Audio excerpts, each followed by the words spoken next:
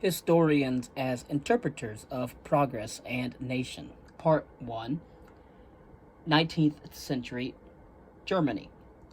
Leopold von Ranke and Seibel.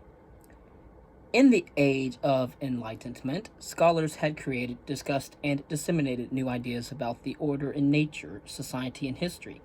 Beginning with the 1770s, some of these ideas had inspired actions to change the social and political order of various countries. During the subsequent 150 years, historians were called on to mediate between the demands for change and the equally strong desire to see the continuity of the past, present, and future preserved. The task proved more or less difficult, depending on the national context. In England, historiography followed a nearly serene course, disturbed more by the arrival soon after the mid-century of the new critical historical science in the German manner than by large-scale shifts in society or politics.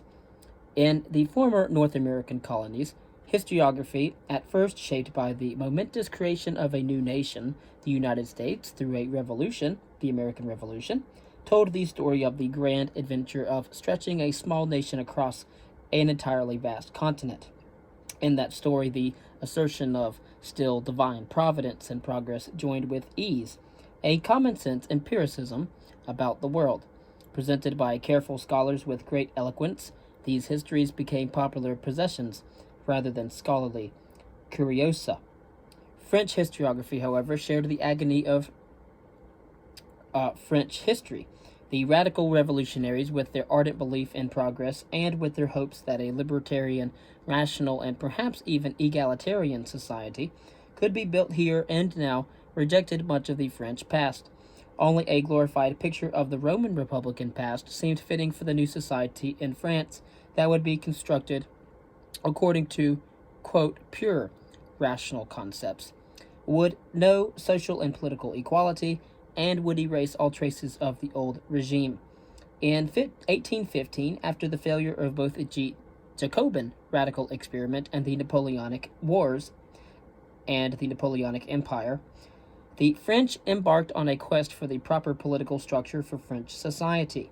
Since that search clearly aimed at finding not the best political structure in the abstract, but rather one proper for French society, the answer could only be found in the French past, and historians became the guides in the search.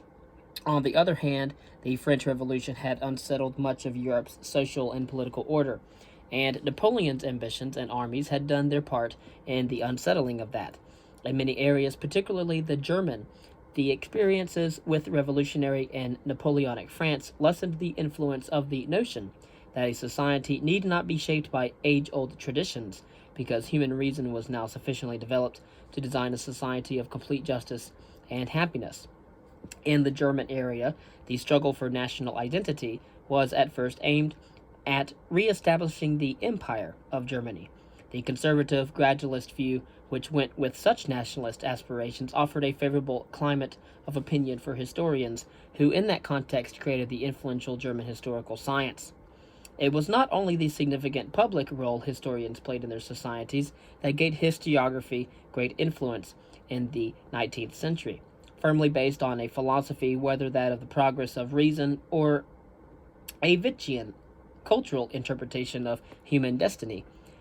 Historiography triumphed over its old rival. Throughout the century, the concept of development made the once static and eternal essences of philosophy subject to change. But there was even a greater and long everlasting triumph. Early in the century of the 19th century, a few German professors succeeded in synthesizing what had been separated for centuries but had been close to convergence in the decades before the year 1800. The tradition of text criticism, of classical philology, the work with sources by the erudites and legal historians, and the concept of the nation as a unique whole in which spiritual forces bind things together and each element influences the others. But used with these elements was also a methodology taken from the diverse currents that helped maintain the autonomy of the historical inquiry in relation to all other scholarly inquiries. The acceptance of the German historical science although often enthusiastic, was always partial, because woven into the German synthesis was also a great number of contemporary metaphysical views. And while these metaphysical views and of religiosity made the new historical science of history congenial to Western societies, they also explained the controversies which engulfed it in the late 19th century, when the social and political changes challenged its links to the existing order and new concepts of reality eroded its philosophical buttress. German historians, the cause of truth and national unity. Ironically, conservative Prussia became the sponsor of philosophers and historians who championed a thoroughly dynamic world. At the University of Berlin, that magnificent result of and symbol for the Prussian Renaissance after the dismal defeat in 1806, a group of scholars proclaimed the subjugation of all life and thought to development. At a time when Barthold Niebuhr and his contemporaries were experiencing the most incredible and exceptional events, when we were reminded of many forgotten and decayed institutions by the sound of their downfall, change came to be the central concept. The world needed to be explained not in terms of eternal and essential categories, but historically. This audacious endeavor was favored by a fortuitous set of circumstances and the presence of a large number of creative scholars and of crucial concepts inherited from the preceding century, including the achievements of the Göttingen professors. These German scholars proceeded confidently to make the world a radically fluid world, one comprehensible only through idealist philosophies and historicist approaches. Two safeguards, however, ensured stability to such a world: the acknowledgement of the state as a moral institution, as the guardian and moral educator of the people, and of a metaphysical reality, whether God or the world spirit of Hegel, which gave an absolute reference point for all changes. But both features fit well with the strong German nationalism of the period, but certainly not with Condorcet's idea of progress and his hope for a 10th age of rationalism and happiness. Set free to develop the ideas of the Aufklärung, some Berlin professors soon applied the idea of the dynamic whole to classical and legal studies. C.G. Hein at Göttingen and F.A. Wolf at Halle have demonstrated how rich classical studies could be if one went beyond the critical assessment of the language of a work in isolation from its context and depicted ancient life as a whole in all its variety and mutability. In the Berlin of the early 19th century, Wolf student August Bach attempted to describe ancient Greek life, including its neglected economic aspect. In his quest to use all possible sources for the reconstruction of that life, he elevated epigraphy, the study of inscriptions, to prominence. One of Bach's students, Ottfried K. Müller, already aimed at no less than the knowledge of man in antiquity, and portrayed how the Greek state was shaped by demographic, environmental, military, commercial, political, artistic, and intellectual forces, and was constantly in a state of flux.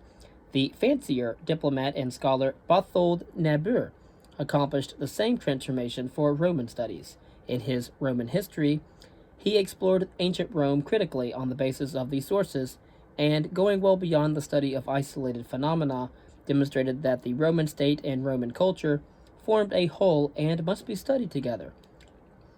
By the year 1830, German classical studies had overcome all preoccupation with the restoration of the proper texts of classical works, in isolation from ancient life, and at long last had transformed the Renaissance humanist concept of the ancient world as a static and ideal period into the modern concept of it as a stage in human development.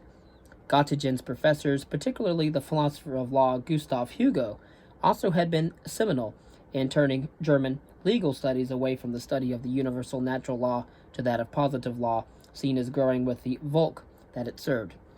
In the early 1800s, Karl F. von Eichhorn, a student of Hugo and later professor at Berlin, transformed the history of public law from a compilation of dynasties, rulers, and public acts into the story of the ever-changing ideals and mores of a people. Friedrich K. von Savigny traced the survival and the changes of Roman law from that of classical antiquity into the Middle Ages, and showed that it too had to change in conformity with life, or it would have died. These ties between law, life, and Volk dated from the very beginning of all law, as it developed originally from customs, and only much later through the judicial decisions. Not lawgivers, but silently operating powers instituted law, and because law changes gradually, imperceptibly, and always in conformity with the unique Volksseele, all attempts to establish codes of law patterned after a timeless natural law were to copy the successful codes of other people, such as the Napoleonic Code, must indeed fail. And then we have Hegel's idea as pure thought, or the idea as the spirit, or Geist.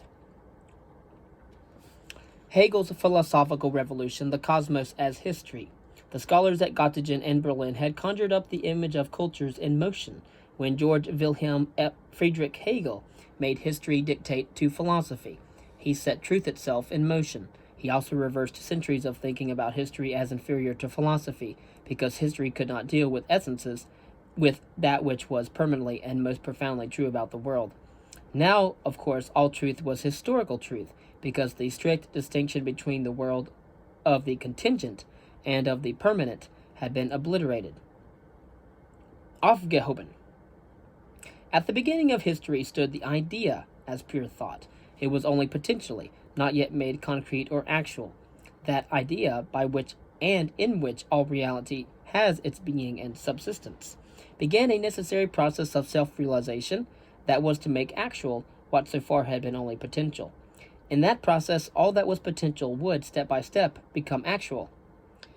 When potentia became actua.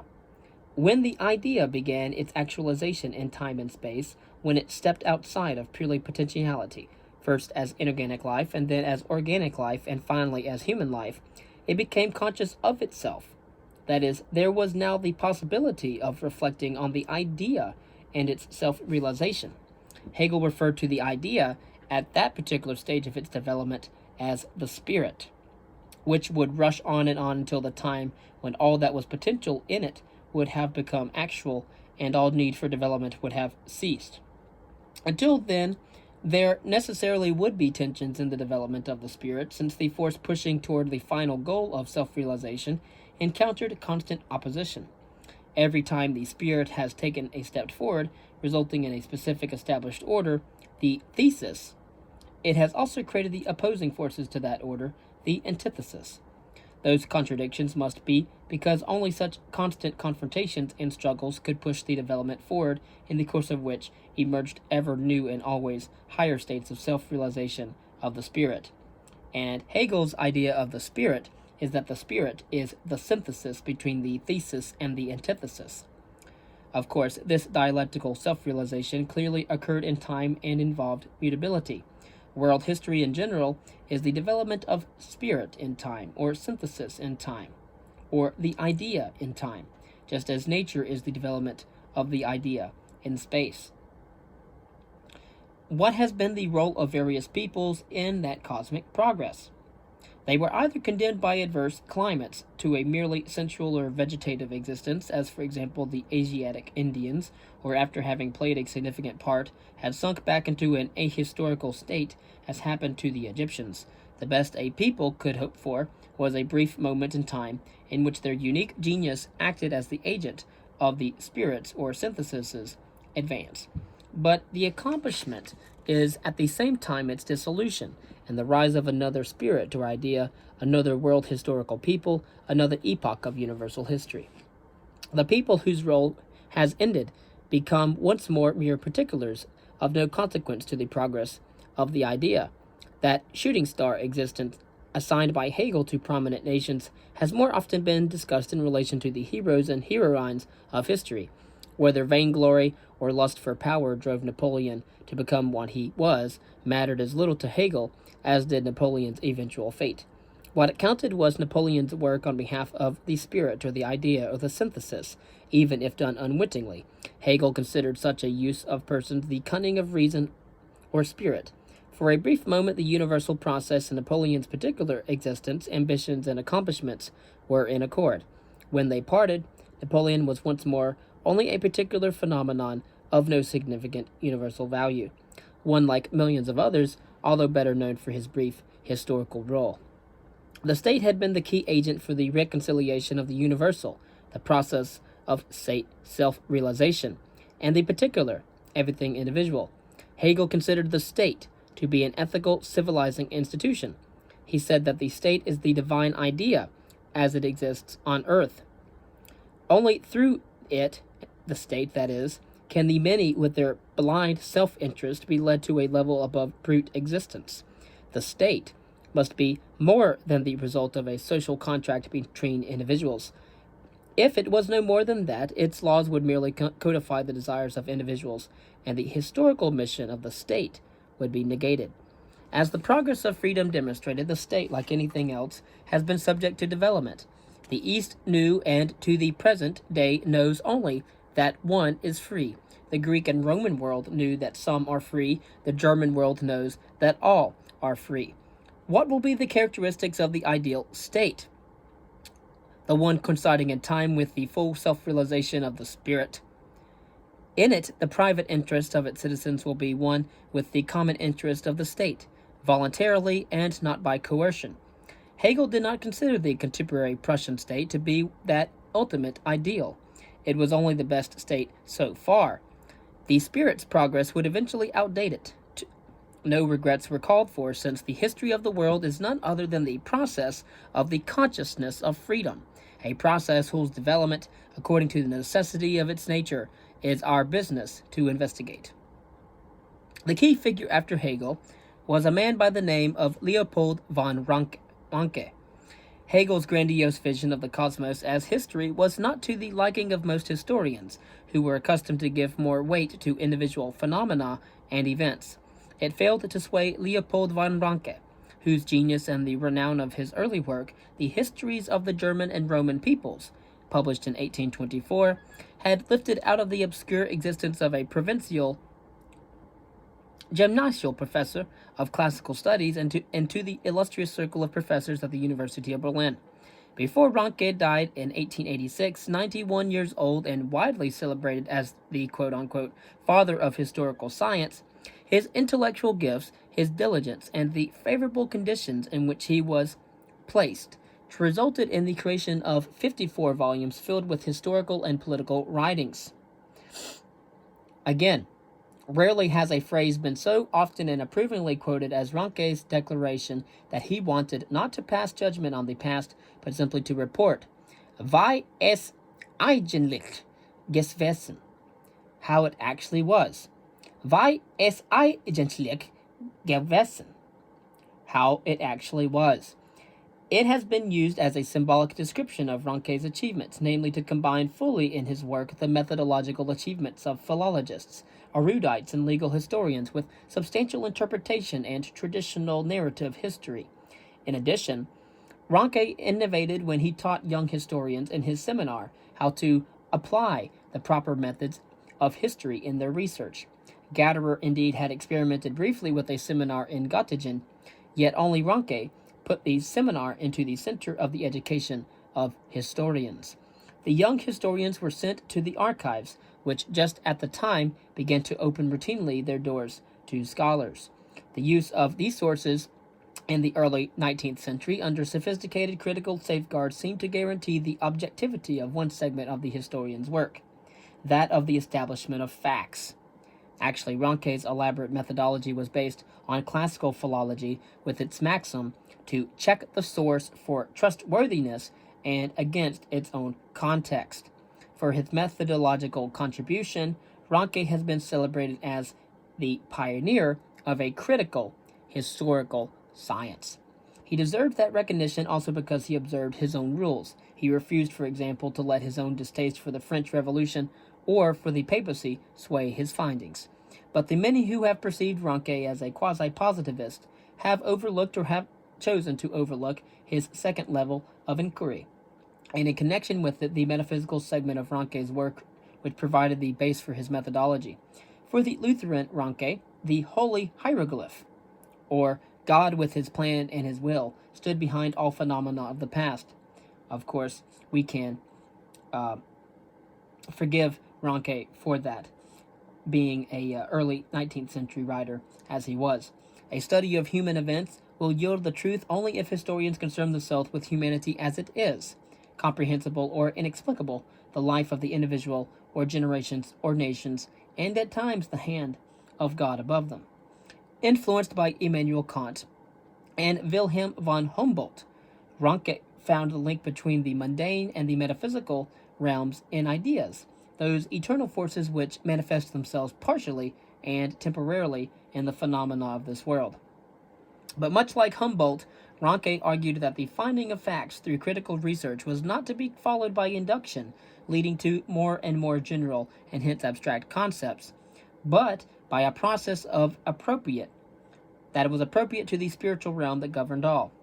Of course, Ranke spoke of Ahnen, an intuitive cognition directed at grasping the ideas which shaped phenomena and events. Besides being keys to understanding, ideas also provided an absolute moral structure and a yardstick for assessing but not judging the multitude of periods, nations, and individuals. Herder had still exalted the Volk as a cultural unit over the state as a product of coercion. He, unlike Ranke, had not witnessed how the power of the sword and of diplomacy had reshaped Europe. Neither had he experienced the trust Ranke's generation put in the Prussian state that had been so essential in the defeat of Napoleon. Ranke had no difficulty in finding a proper place for the state in his spiritual cosmos. The states were spiritual entities, or Gedankengottes. And so the central concern of the historian was Gedanke or Gedankengottes, with the purpose of civilizing mankind, and therefore they must be the central concern of the historian. Each of them represented a unique configuration of law, politics, and customs, and was no mere stepping stone for the march of progress, whether of mankind or of Hegelian's spirit. Still, the variety of states did not testify simply to a maze of clashing interests and powers. Thus, Ranke stressed in all his works that the modern European states were different manifestations of what he termed the divine will, as he was religious, mediated through the universal idea of the state, and specifically that they grew from the fusion of the Germanic and Roman peoples. Hence, when Ranke admonished historians to keep in mind the primacy of foreign policy, he was not exalting power politics, but he merely wished to stress the importance of the coexistence of states for a civilized human life. With such a view of the state, and with most students making pilgrimages to state archives in search of state documents, Rankean history became primarily political history. Both of Ranke's own works contain primary narratives of war, diplomacy, and even the deeds of statesmen, although he could draw masterly portraits even of the heroes of faith and that of the intellect. The universal core of Ranke's views explains why Ranke in his 80s tried fervently to conclude his work with a complete world history. He died after completing 8 volumes. It probably saved him much disappointment because even Germany had grown less receptive to his interpretation of the past. Historians had abandoned Herder's cosmopolitanism as well as Ranke's grand vision of a community of European power under God in favor of the narrower visions of nations purely politically conceived. Being properly appreciated, however, continued to be Ranke's problem, even after his death. Those who have honored him have rarely referred to the universality of historical vision, but have appreciated only the Ranke of the new methodology. This, too, had to be diminished in scope of order to celebrate Ranke as the hero of scientific historiography.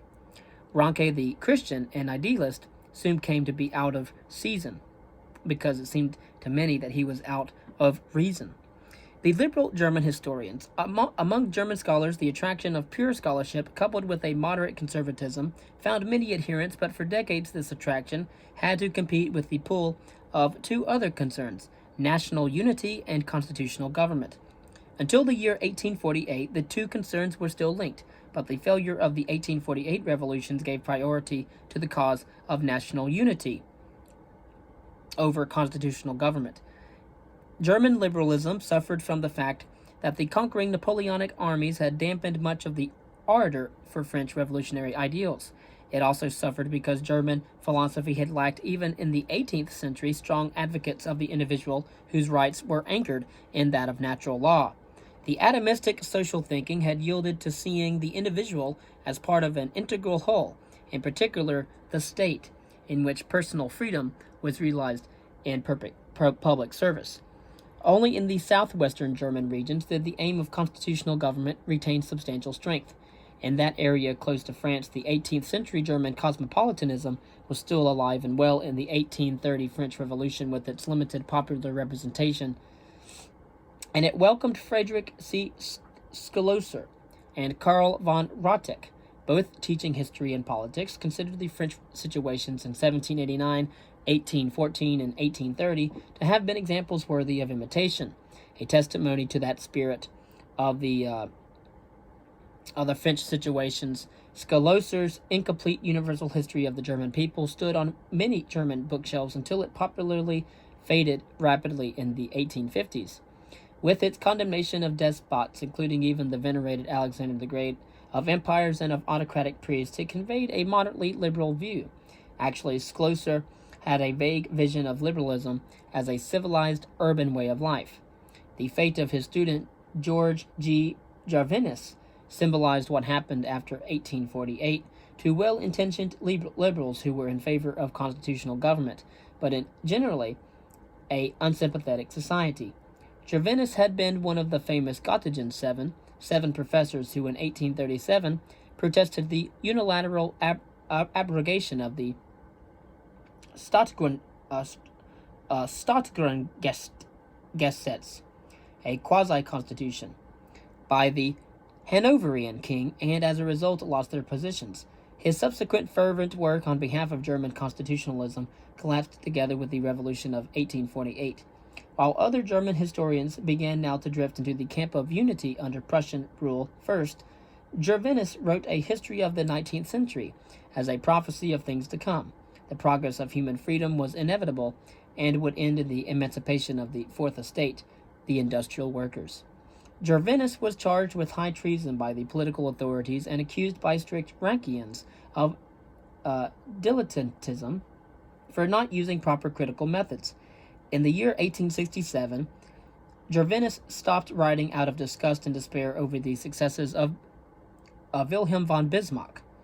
When the populace and even some liberals greeted with enthusiasm, 10 years later, Treitschke's German history in the 19th century, which was more in line with realpolitik, military victory, and nationalism, drowned out Jarvinus's voice completely.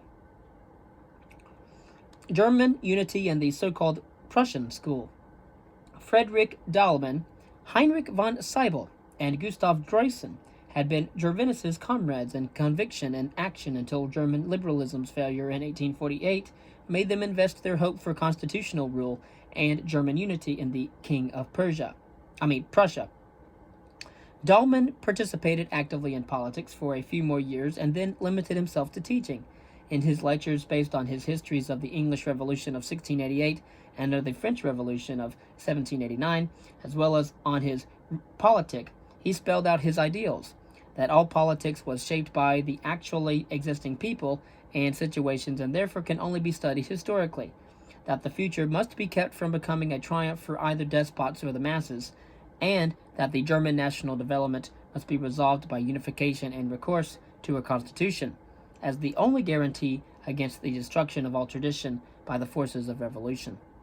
In the 1850s, Seibel, again Heinrich von Seibel, similarly warned Germans against Jacobin infatuations in his history of the period of revolution. On the basis of vast documentary studies which confronted well to all Rankian ideals, the work portrayed the French Revolution as a disaster even for the masses whom it supposedly was serving.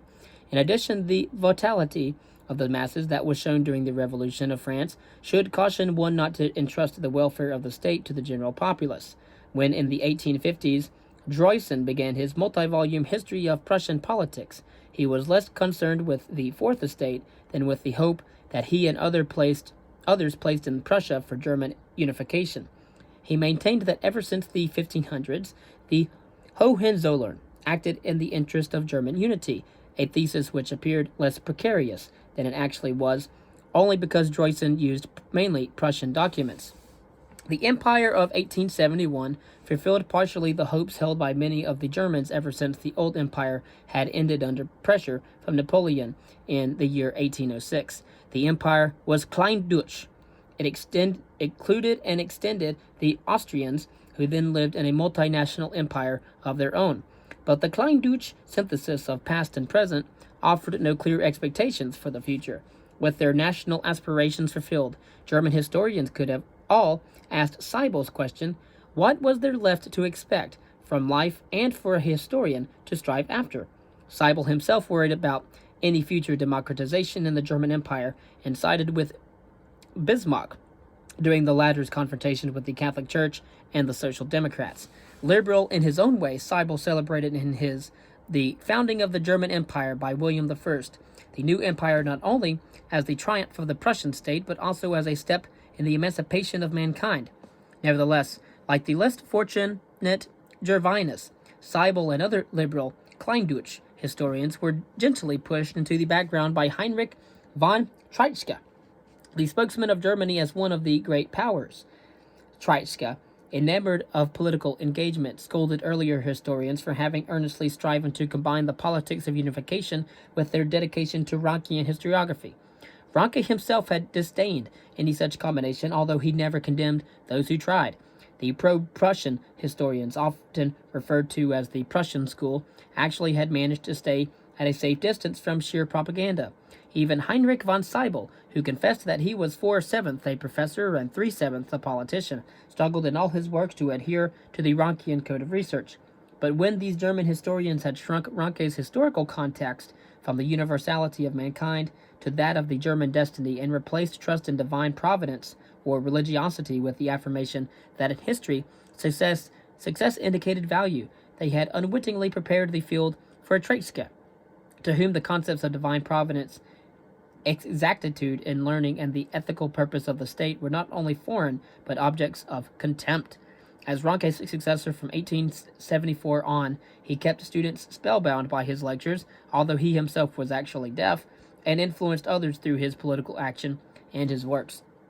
The ideals of scholarship and the demand to be involved in German politics posed complex problems of reconciliation for some German historians, for whom Theodor Mommsen can be emblematic. After the failure of the revolutions of 1848, the young Theodor Mommsen, published a multi-volume Roman history and then entered Prussian politics, indirectly by way of the Prussian yearbooks, and in 1861 directly as a founder of the Progressive Party. In his Roman history, politics and history blended well. His critical spirit even excelled that of Niebuhr. Indeed, he criticized the famous Romanist for being too speculative. Yet, while the researcher, Mommsen came close to being an ardent believer in facts.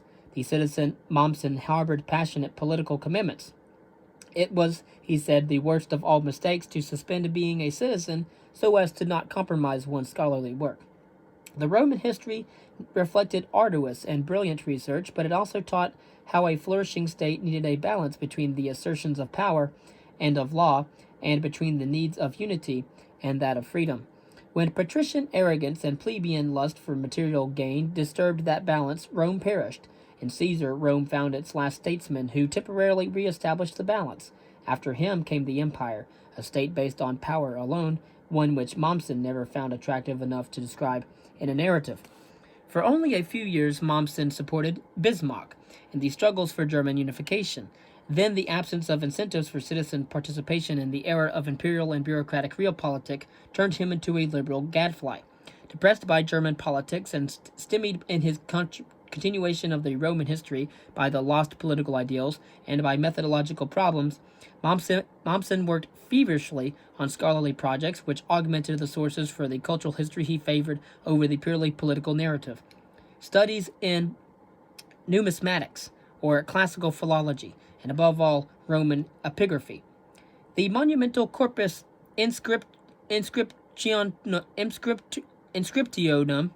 sorry, I butchered that.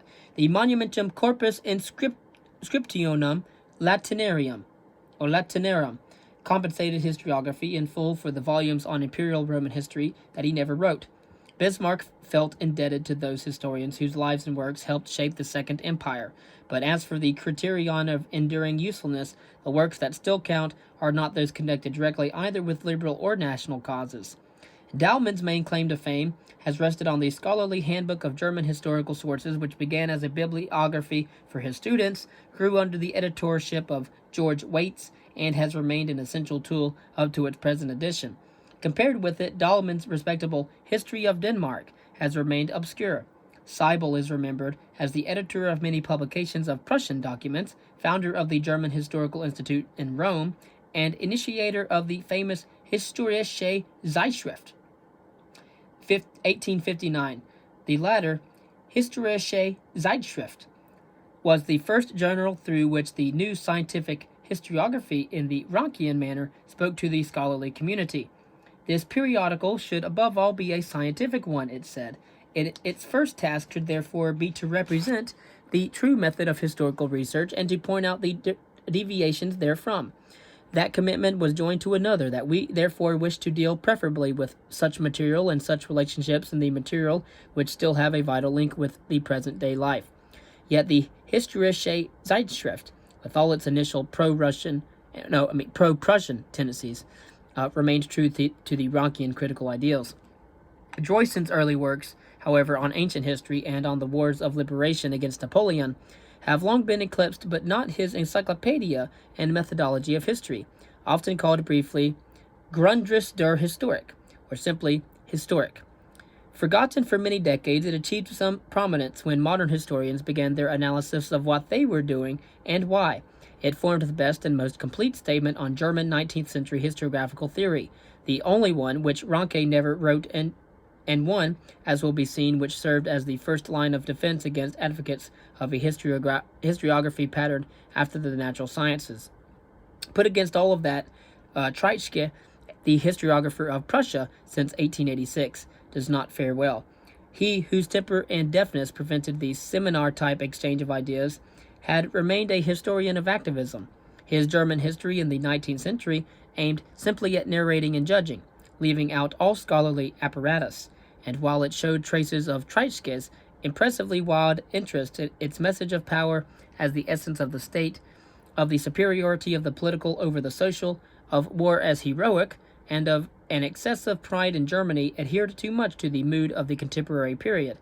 When the future with its doubts and problems arrived, Treitschke's work had little to offer, and it faded from the ongoing discourse, while historical scholarship in the Rankean manner continued to exert a profound influence around the entire globe.